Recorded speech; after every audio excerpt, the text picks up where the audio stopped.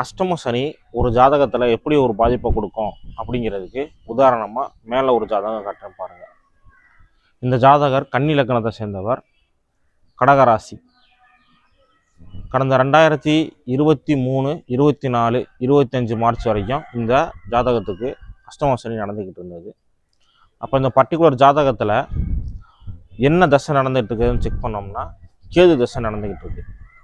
இந்த கேது தசை லக்னத்துக்கு 2ஆம் பாவமான குடும்பஸ்தானத்தில் உட்காந்துருக்கு.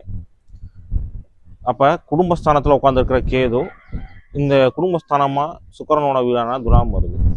அப்போ சுக்கிரன்றது மனைவியை குறிக்கும். அப்போ இந்த கேது சுக்கிரனை போல செயல்படும்ன்றதுனால குடும்பத்தில் மனைவி இடத்துல பிரச்சனையாகி இவருக்கு என்ன ஆயிடுது, டிவோர்ஸ் ஆயிடுது. அந்த மன உளைச்சலில் இருக்கிறாரு. சின்ஸ் இவருக்கு டிவோர்ஸ் கிடைக்கல இப்போ வரைக்குமே.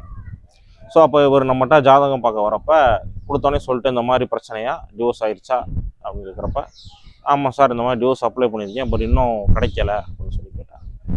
ஸோ இவருக்கு எப்போ டிவோர்ஸ் கிடைக்கும்?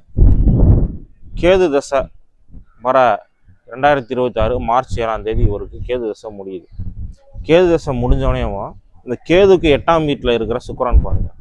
அப்போ இந்த கேது கொடுத்த பலன்களை இந்த கேதுவுக்கு 8ல் இருக்கிற இந்த சுக்கிரன் மாற்ற போகுது. 10ஆவதுக்கு இந்த சுக்கிரன் இந்த லக்னத்துக்கு 2ஆம் அதிபதி ப்ளஸ் 9ஆம் அதிபதி பாக்கியஸ்தானத்தில் அமர்ந்திருக்காரு. ஸோ நான் சொன்னேன் சார் தைரியமாக இருங்க, உங்களுக்கு இந்த மார்ச்சுக்குள்ளே டிவோர்ஸும் கிடச்சிரும், ப்ளஸ் இந்த சுக்கிர திசையில் உங்களுக்கு 2வது திருமணம் நல்லபடியாக நடக்கும் அப்படின்னு சொல்லிட்டு.